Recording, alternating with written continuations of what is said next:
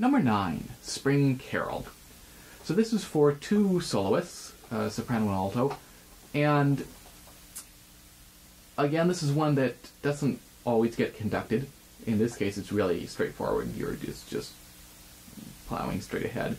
So sometimes it'll be just sort of conducted from the side. Let's see. So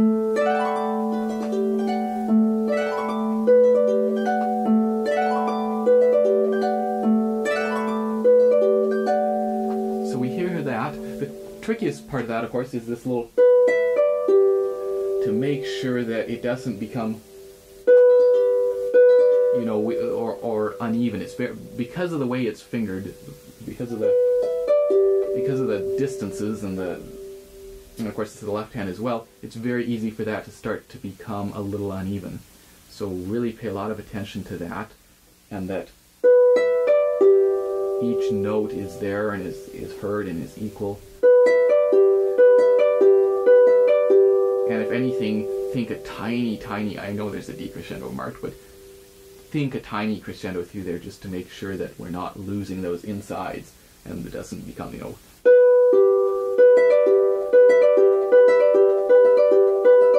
At the same time, of course, you don't want this top note to stand out and start to sound like the beat or anything. But so just work on that. That's a practice spot where, again, taking it really slow and gradually speeding up and making sure it stays as even as possible. Again, here's a spot where you can get some word cues in there. Corn in the springing, and that's the second time that the alto has sang that section, and then we change and the singers stop. So again, having those cues and also listening to the recordings and knowing what's happening there.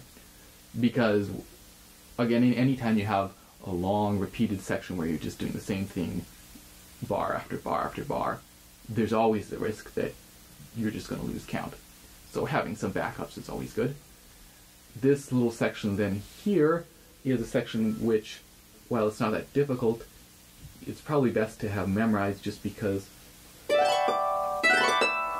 when you're doing those glisses, it's really helpful to be looking so that you can grab that, you know, you can stop on the right note. What do we get here?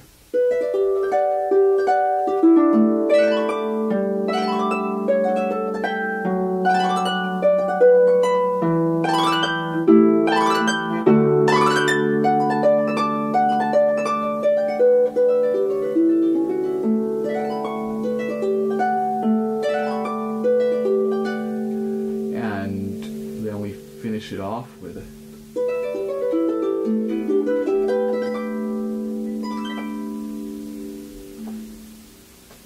And that's, so this little, that's a little bit tricky, because of course you're going to have to delay placing that thumb until you've played 4.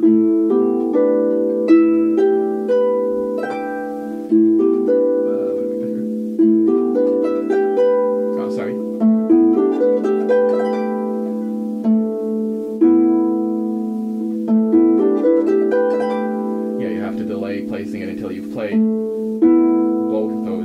both 4 and 3.